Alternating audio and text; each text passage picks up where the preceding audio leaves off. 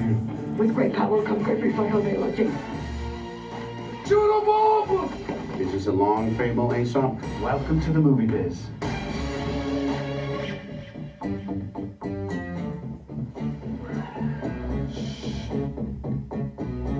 So we made Clerks in 1993. I wrote it in 1992. We shot it in 1993. It was introduced to the world in 1994. Never once, when I was making that movie, did I think we would ever make a sequel to it. Because while we were making the movie, in the first cut of Clerks, Dante gets shot at the end of the movie and killed. I'm not letting you kill me off in the third act. What if there's a sequel?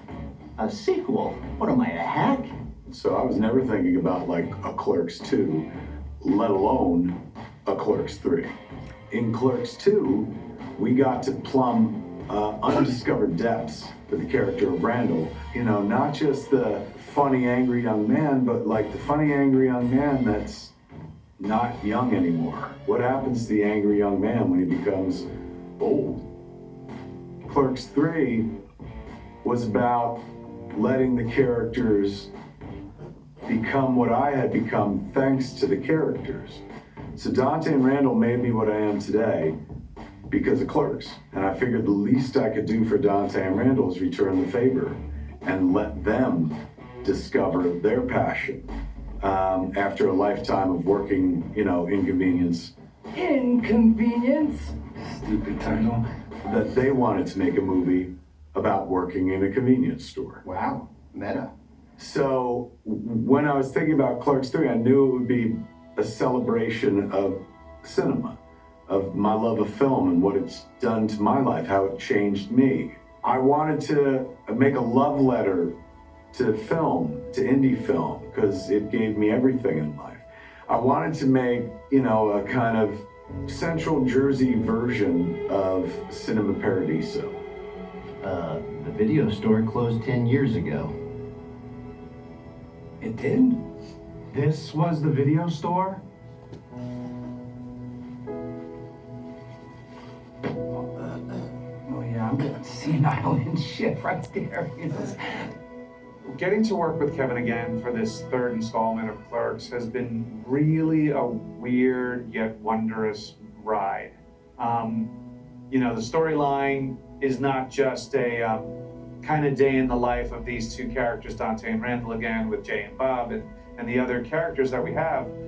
But working with Kevin on this specific script was an emotional ride as well, because the places he took Dante and Randall to emotionally, the growth of their relationship, the pain, brought a lot of emotion up front.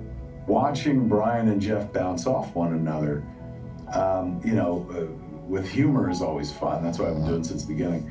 But I've also been watching them bounce off one another dramatically, even as far back as Clerks. They got a big fight, you know, when they have this kind of conversation, but there's not much comedy going on. And this film, no different, and perhaps bigger than all the rest in terms of their big argument. Whoa. Why don't we just slow down a minute and think about this first? Slow down? I almost died, man. It doesn't get any slower than that. I'm not getting all Dante about this. What's that supposed to mean? You're the guy who can never decide whether to shit or get off the pot. So I've loved watching them be funny with each other, but I love watching them be dramatic with each other. And Clerks 3, they got to be that. Well, I don't have time for that anymore. From now on, I'm gonna shit bricks, or what's the point of being here? So come on, man, get behind me when I shit for once. So I can what? Wipe your ass? You know, I don't want to get all Dante about this, but find someone else to take your shit. It must be trippy. Like, that's all I can think, to make a movie here when you're, you know, 20 or whatever, and then like 15 years after that, check back in with those characters in Clerks 2, and then 15 years after that, check in with them, you know, a third and I assume final time. It must be weird to work behind that counter and then come back, you know, 30 years later and shoot behind it. I can't really imagine what that feels like. Had you told me 28 years ago that I'd be in this store again as this character talking these kind of subject matters again, I'm like, really? This is all I graduated to? But I was like, it is so important that we shoot this movie in Jersey. We had shot Jay and Silent Bob Reboot in New Orleans, And, you know, the production design team did a wonderful job of rebuilding the exterior of the Quick Stop building, like down in New Orleans, but we didn't go inside. I was like, once you get inside, man, it's a pretty singular place. That's frozen in amber. It still looks like that. It's like, so we'd be silly not to shoot it in New Jersey. This one, I feel like we have to go to New Jersey for. And the folks in New Jersey who run the film commission were so incredibly helpful. They were like, we want you to be here. Clerks 3 can't be shot anyplace but the Garden State. So bam, man, we had our location. I reached out to the Toppers and Rajiv, as Mr. and Mrs. Topper own the Quick Stop building and the business Quick Stop. Mr. Topper hired me back in 1990. Rajiv, his son, who I've known since I worked at Quick Stop in the 90s, was running the place now. So I was like, it's time, it's happening again. Kevin has been asking to shoot in New Jersey for as long as I've known him, and we've always said, no, we can't shoot in New Jersey for various reasons of money and tax credits and stuff like that. But then a couple of years ago, you know, New Jersey developed their tax credit, and he said, we're going to make Clerks 3 in New Jersey. You know, obviously we did Clerks 2, and it was a lot of fun. But there's something about being here in the Quick Stop, shooting a lot of it in the Quick Stop, that's really felt like home. But it's like Kevin largely is the same, man. We're down here, we're shooting it. Yes, we have a lot more people, and yes, you know, people dress us and do our makeup and all that. But the core of it, the part of being in the store and playing with Brian and, you know, talking with Kevin and coming up with new funny material remains very much the same as the original Clerks. You know, just we have more people around, but it's still the same. And working with like the same customers, you know, I don't know of another movie who has like non-actors and they found them 30 years later. But it's amazing, like the customers that have come into the store come in there like pro actors, like they're not thrown by the cameras and everything. It's really amazing that these are just normal people coming in, that they've all come in and just like rolled with it. And it's, you know, like I said, it's very much has the same feel from Clerks. It's kind of wonderful. And we cut. You know, the one thing I really love about being back here in New Jersey, shooting entirely in New Jersey, it's a tighter protocols because we're shooting this during, you know, COVID protocols. Everybody pulled together. It's a much smaller production as Clerks 2 was, as some of the other films, Jay and Silent Bob Reboot. It's definitely much smaller than even that. But everybody who Liz Destro and Jordan Monsanto put together was perfect. I mean, such great crew here. The fact that we're not faking the Quick Stop, that the Toppers allowed us to use the actual Quick Stop for 2 weeks, unfettered, being back at the RST video store, just the flood of emotion and the memories, this whole journey, just every once in a while I get myself choked up just being here. It's a beautiful, beautiful reunion that I'm going to cherish forever. Back in the neighborhood.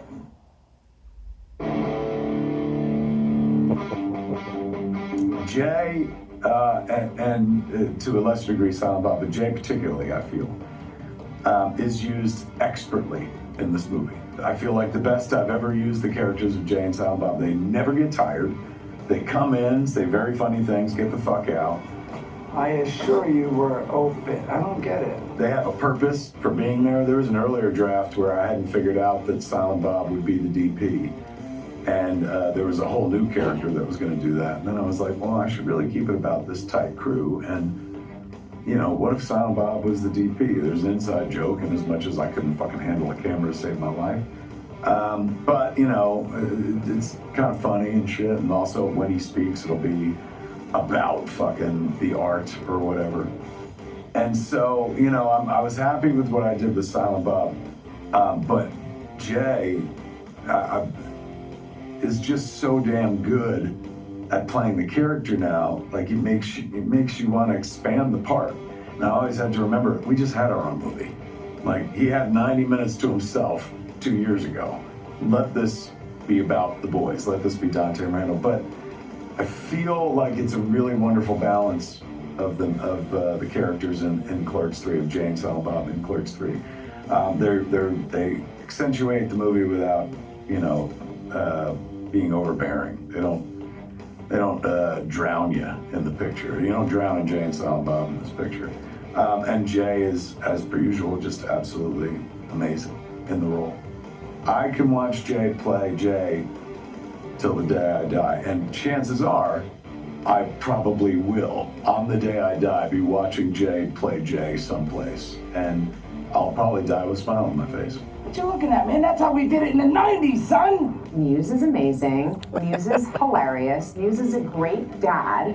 I mean, not something that you saw coming. You really just did not see that coming. And, he just has leaned in to being this person who is alive when you probably thought he wasn't going to make it.